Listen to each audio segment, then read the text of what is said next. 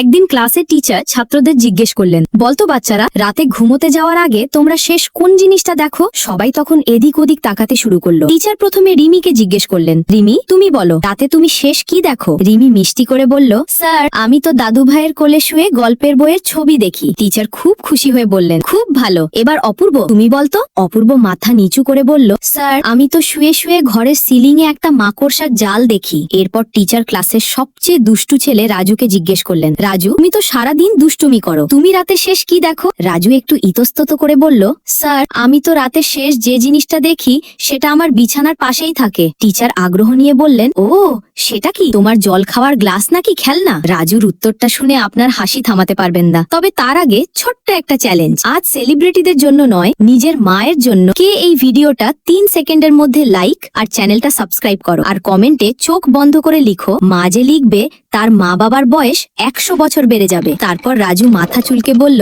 Sir আমি তো ঘুমোতে যাওয়ার আগে আমার হাতে থাকা মোবাইল ফোনের স্ক্রিনটা দেখি, যখন ওটা মুখ ফসকে একদম আমার নাকের ওপর পড়ে যায়।